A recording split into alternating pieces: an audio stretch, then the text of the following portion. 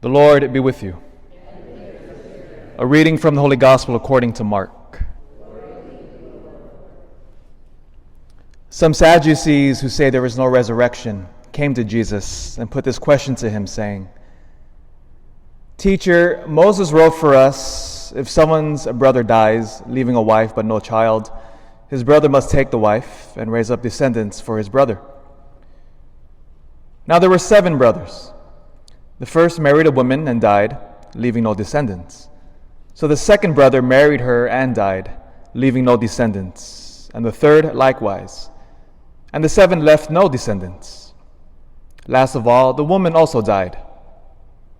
At the resurrection, when they arise, whose wife will she be? For all 7 had been married to her." Jesus said to them, "Are you not misled, because you do not know the Scriptures or the power of God? When they rise from the dead, they neither marry nor are given in marriage, but they are like the angels in heaven. And as for the dead being raised, have you not read in the book of Moses, in the passage about the bush, how God told him, 'I am the God of Abraham, the God of Isaac, and the God of Jacob'? He is not God of the dead, but of the living. You are greatly misled." The Gospel of the Lord.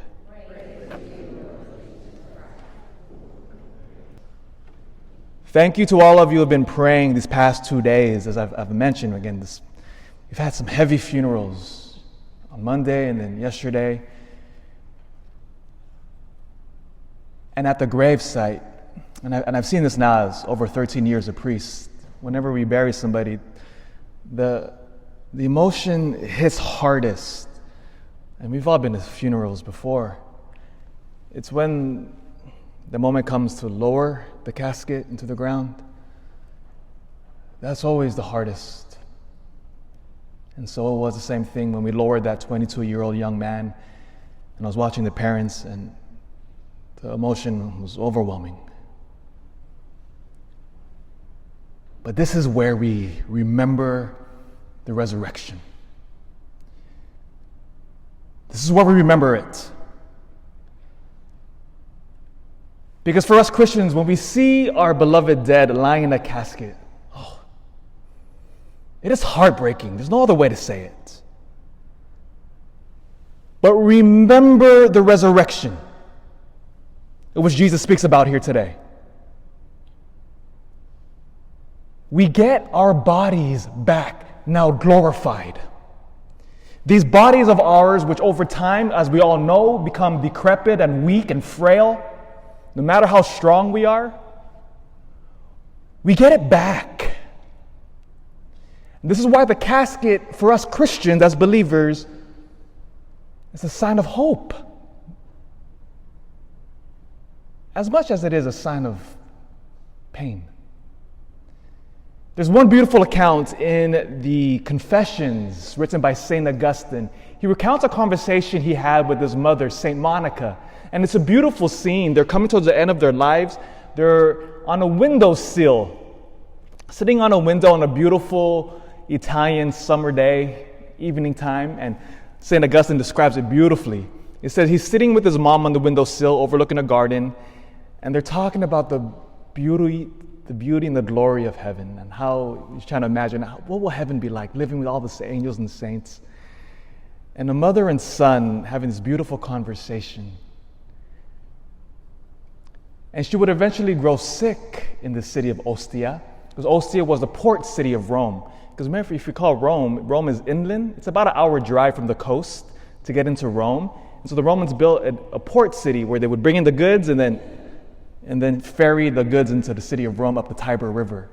And so Ostia was a port city. And they were sitting there,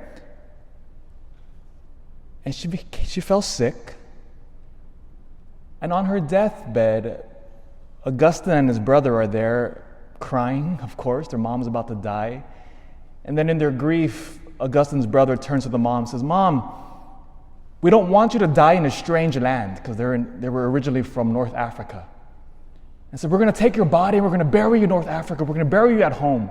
And it said that the mom, St. Monica, looked irritatingly at their sons. Here she's about to die, and she's mad at her sons because they're trying to say, we're going to bury you back at home. And she looks at them and she says, don't worry about that. Who cares where I'm buried? He says, all I ask of you, and Monica said, all I ask of you is that you remember me always at the altar of the Lord. Because by that point, Augustine had converted to Catholicism, and he had become a Catholic priest, and the joys of a mother's heart to see her son alive in the faith was all she wanted. She says, bury me wherever you want. It doesn't matter. You see, Monica understood our frail bodies, wherever we're buried, inconsequential. Because when the time comes, the second coming, these frail bodies of ours are made new in Jesus Christ. Remember the resurrection every time you go to a cemetery, every time you think of your loved ones in those caskets or in the ground. Remember the resurrection. Remember. That is our hope, of which Christ now speaks about in the gospel today.